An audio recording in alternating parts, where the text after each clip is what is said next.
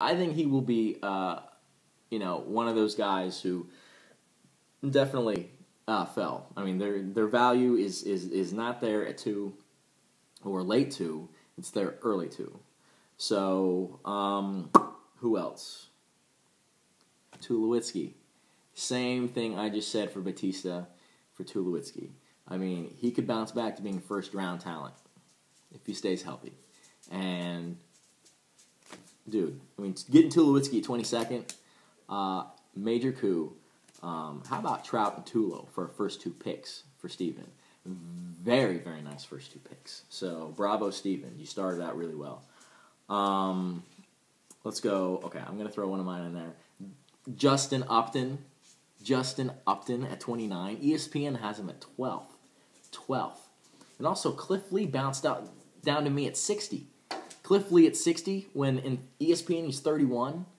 And I think in Yahoo he's like 32 or 33. Drop in value. So, not a drop in value. I'm getting high value at 5th and 6th round picks. So, anyways, I'll stay away from that. I've already mentioned Headley. Headley did stand out to me, only because, like I said, listen, I don't mind picking somebody who's injured and waiting, but Ryan Zimmerman was still there. Now, if he wants Headley because of his speed, so be it. I don't mind that. It doesn't kill me. It just struck me as something that needed to be noted. Ian Desmond went way too early. Now, Josh, I know Josh has the last pick in the round, which means he's got the first pick. Then he's, basically he's got like 22, 24, 23 picks in between his picks. So he's got to go get who he wants. Now, that's all fine and dandy, but almost 2 rounds after him, it was probably 20 picks. 20 picks after him, there was Rollins, Zobrist, Starlin Castro. They all went about 20 picks later. And I didn't look and see if that, I think Ian Desmond would have went after those guys.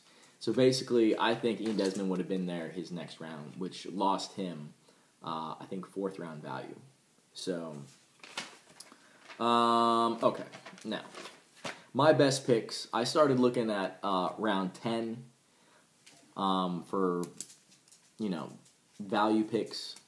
So, now, round 10 through 15, when I was looking, a few of the guys that stood out was, I thought the kid did an excellent job in hauling in Ike Davis, and I forget what round it was. I think it was 11 or 12 maybe. But even if it's at 10, that's an excellent value. So Ike Davis, I'm big Ike Davis fan. If he can get, if his season is like second half huge year, first half majorly disappointing. So we'll see if he starts out slow. It'll be interesting to watch. I got Ike Davis in Josh's league. So Brian did a really good job getting Dan Herron. Big believer in Dan Herron this year. I like chances for a bounce back. Gomez, I think, went to Brandon. Correct me if I'm wrong. Now, Gomez, personally, I believe, is the outfielder you want over Aoki. But he got him 2 rounds later than Aoki. When Mike picked Aoki, I think in the 10th round, I think Gomez went in the 12th.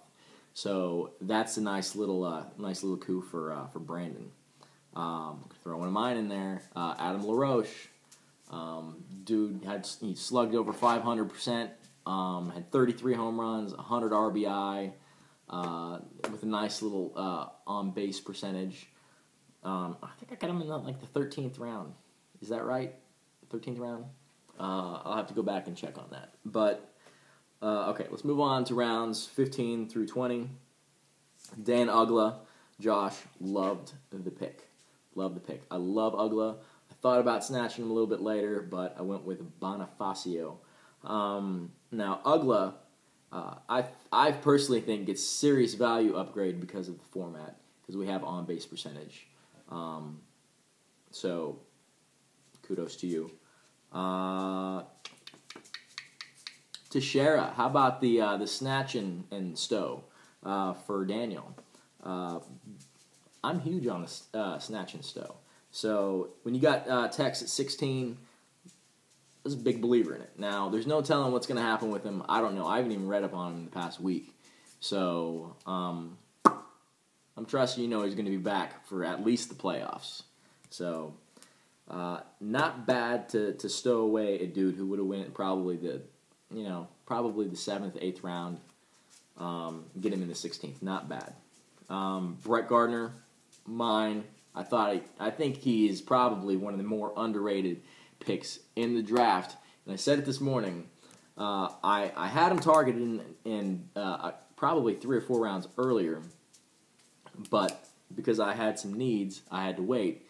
And along with Pagan, who I'm a huge believer in, but Gardner has a career on base percentage of .355, which is well above. Like last year, the year before, I think he batted like .265. So he walks a lot, which means he gets on base, which helps him steal all those bases. And the guy averages near 50 stolen bases a year.